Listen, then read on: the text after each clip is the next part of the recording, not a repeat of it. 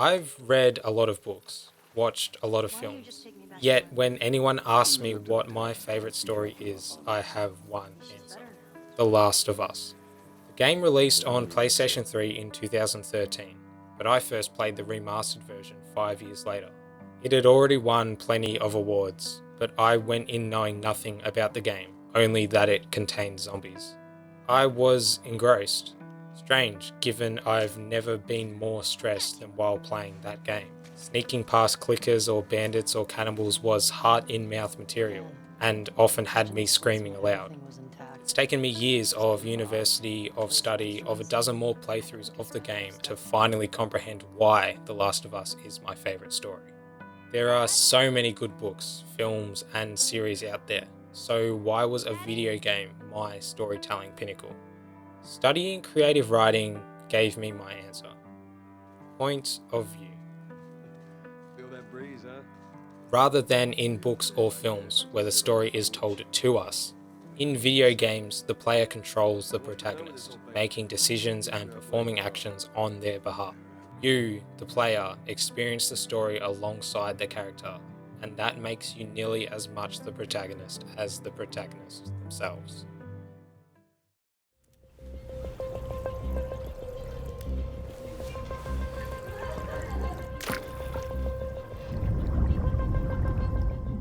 Choose Your Own Adventure books were a love of mine as a child.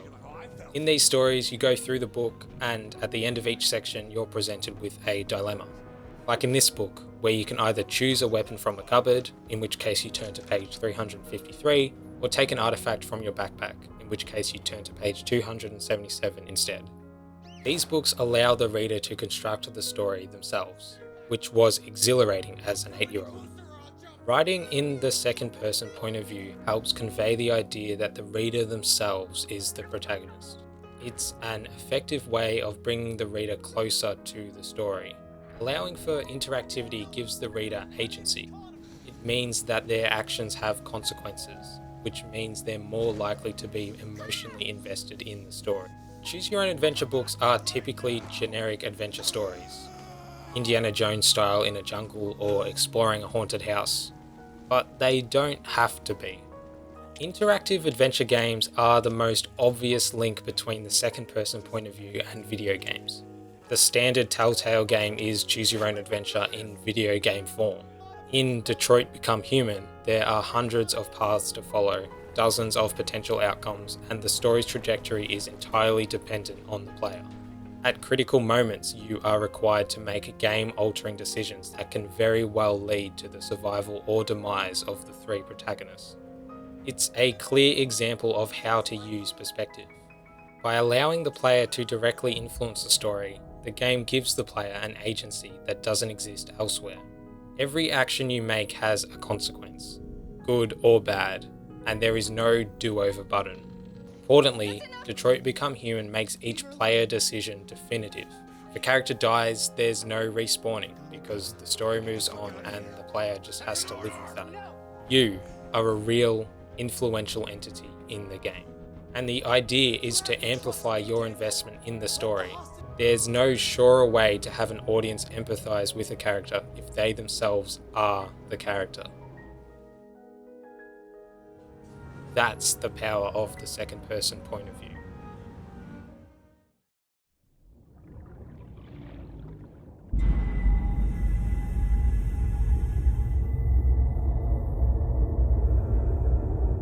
Sandbox games offer the truest sense of second person.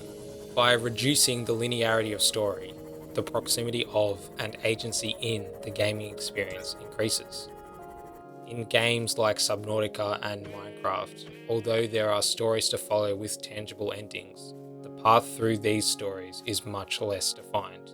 Still, like Detroit Become Human, the unfolding of these games hinges on player decision, and every action has a consequence. Let's talk about Minecraft. As a children's game, its difficulty isn't immense.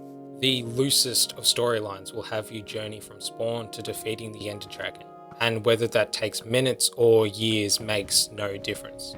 Playing a standard campaign game is like being a train stuck on its tracks. There's one path and no deviation from it. A sandbox is different. The finish line is there, but you can choose the path you take to get to it. In Minecraft, there's no reason for you to step outside of your comfort zone.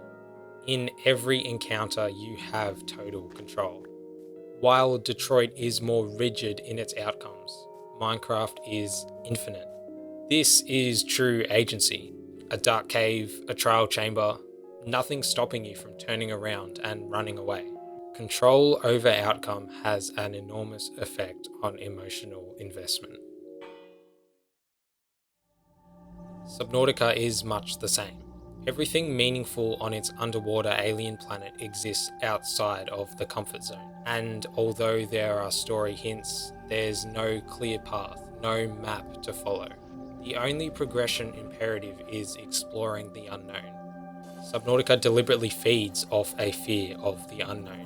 That's how it farms player investment. Entering a deadly biome, progressing into darkness, returning to safety are decisions entirely up to the player.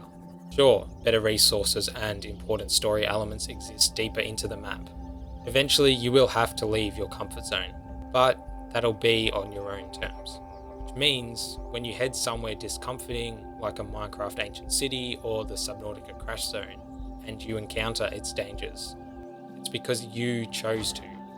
So when you succeed, your sense of accomplishment is twice as strong. In Minecraft, in Subnautica, the protagonist is you. So when you succeed, you are the one who is satisfied, because you are the one who acted.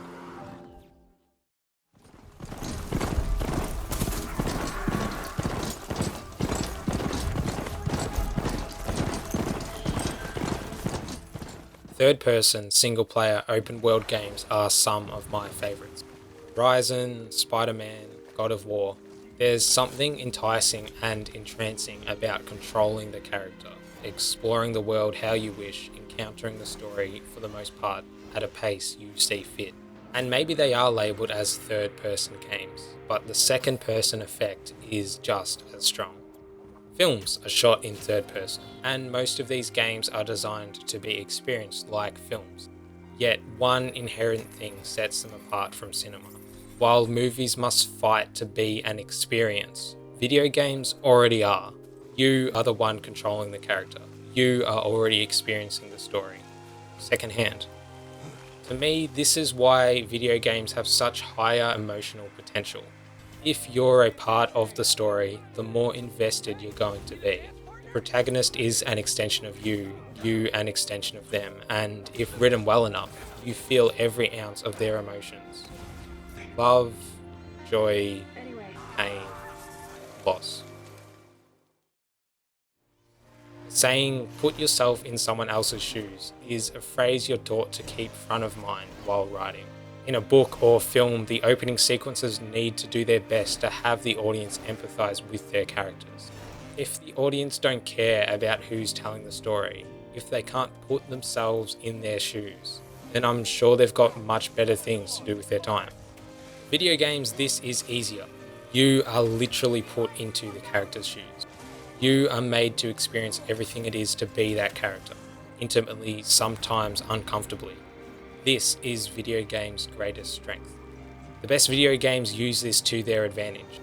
Although choose your own adventure and sandbox games offer more options in player decision making, third-person single-player games own the quality of their intimacy. Sometimes, taking away player agency can be even more impactful. In God of War Ragnarok, Kratos fights Heimdall. This is a pivotal moment in the story. We know Kratos has been fighting desperately against destiny, determined to never kill another god.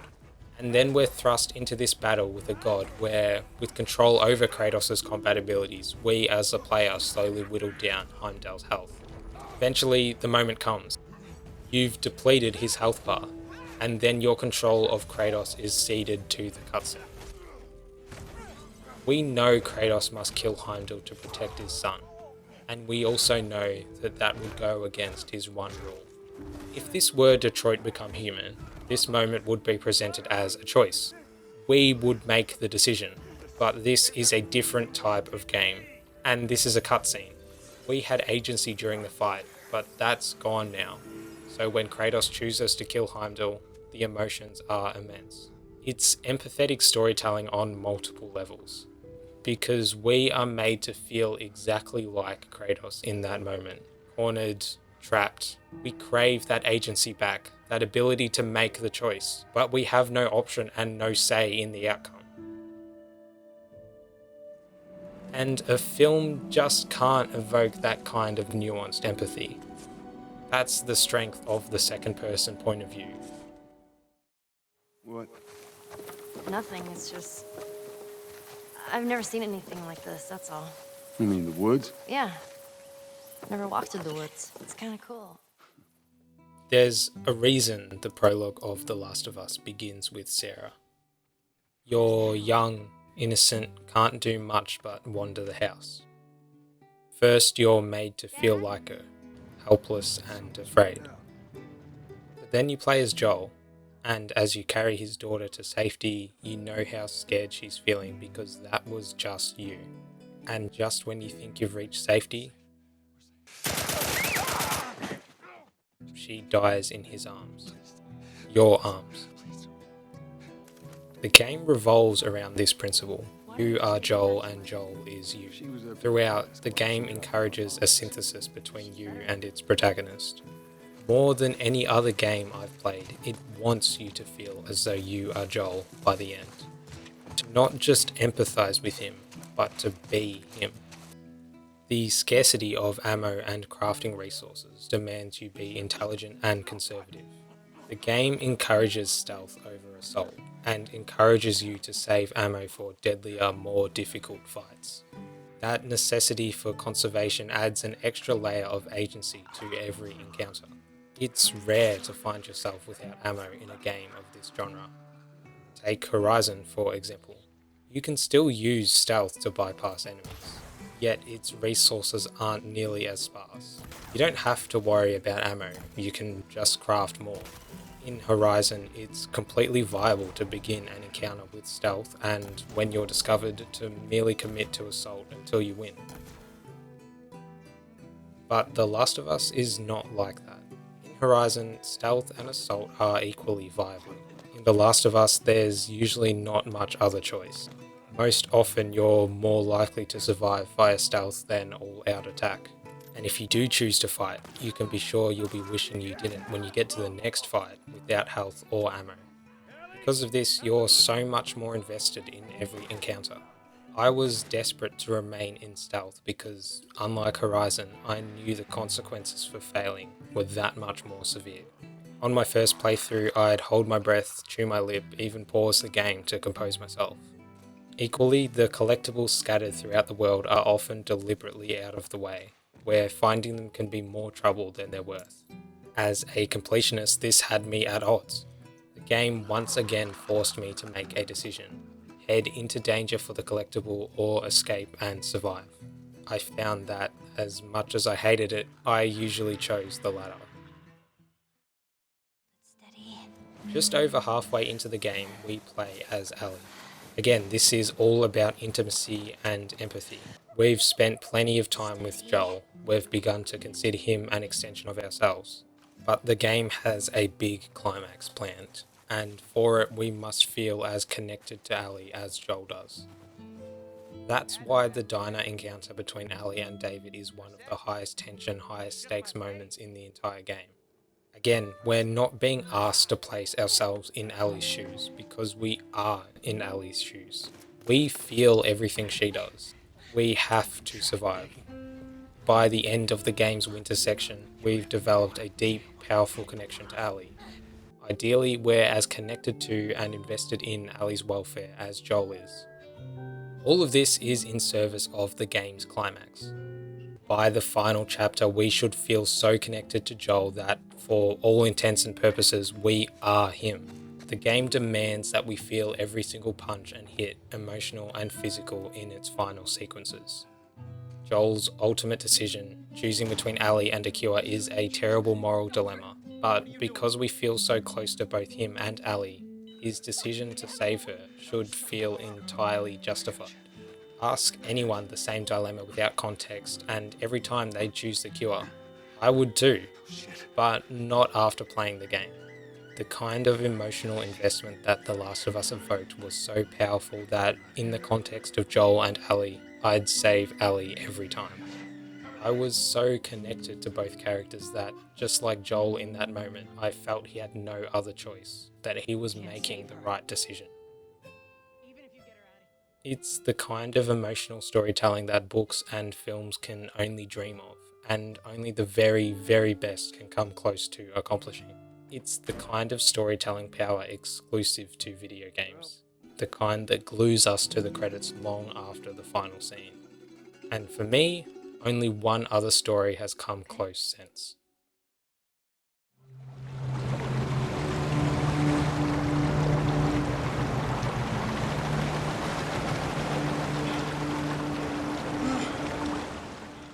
The sequel doubles down on the strengths of the first game. It understands that the second-person point of view is its greatest asset. It uses the same tricks as Part 1, resource scarcity, stealth requirements, to bring you closer to the characters. In its beginning, it already knows how connected we are to Joel from the first game.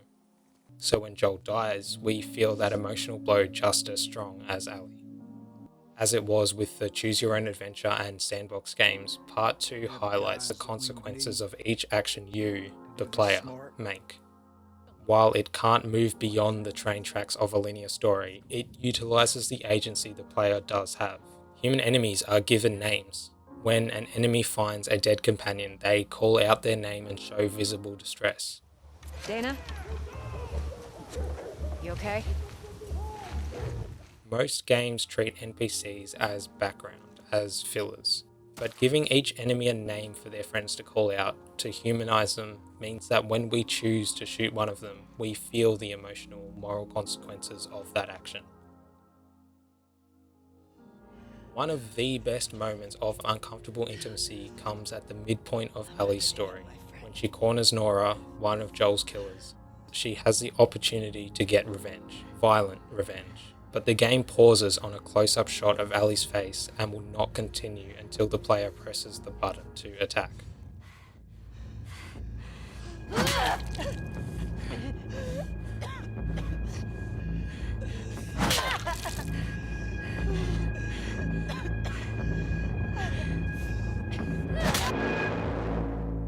It drags us in at such a visceral, impactful, sickening moment. If this were a movie, we could hold our hands up and say we had nothing to do with it. We were no more than witnesses. But this isn't a movie. We pressed the button. We made the decision to hurt Nora. We're not just witnesses or accomplices. We're perpetrators. We did that just as much as Ellie. In its point of view wisdom, the game forces us to perform heavy actions and make uncomfortable decisions, thus enhancing its emotional, moral impact. This is maximised in the theatre climax between Abby and Ellie. Deliberately, the game has brought us close to both characters.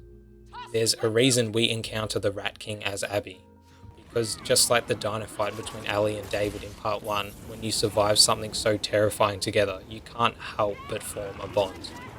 When, as Abby, we're forced to fight Ellie, it's as though we're fighting ourselves. We've seen both sides of the story. We know that this cycle of violence has done nothing good for either character. We'd much rather the game stop and the two characters go their separate ways. But it doesn't, and we can't. We're forced to follow the cycle through to the end. And the effect of this is all in service of the final climax. On the beach, when Ellie fights Abby, both characters are wounded and exhausted. The fight is done with an air of insignificance, of meaninglessness. It reflects our own emotional state. The game brought us close to both characters so that, at its conclusion, we feel a hopelessness, a needlessness that we wish Ellie could feel. Unlike Part 1, where in the conclusion there was such synthesis between myself and Joel, the conclusion of Part 2 was almost the opposite. My emotions matched Ellie's most strongly at the beginning, and throughout they slowly dissipated. By the beach fight, I didn't really want to be her anymore. I didn't want to take the fight, but there was nothing I could do. The game demanded it. And when it's finally over and Ellie comes to terms with her grief, it feels bittersweet. Not only has she lost Joel and Dina and Jesse and everyone she's ever cared for, she's also lost us, the player. Our emotions, yet again, mirror her own. We were so connected to her, and now that connection is broken. We feel that same emptiness of loss. This is why I believe so many had such an adverse reaction to this game. The uncomfortable intimacy tossed around their emotions with no regard for their well-being, and once the tumult was finally over, they were left feeling broken and disappointed. But for me, that was kind of the point. Rather than the story defining the perspective in which it's told, The Last of Us Part 2 was defined by the strength of its point of view. Deliberately, it showed both sides of the cycle of violence. Deliberately, there was no black and white, no heroes and villains, only the grey complexity of humanity. Joel and the Fireflies, wolves and seraphites, Ellie and Abby. The Last of Us Part 2 isn't only a story about revenge. It's a story about point of view.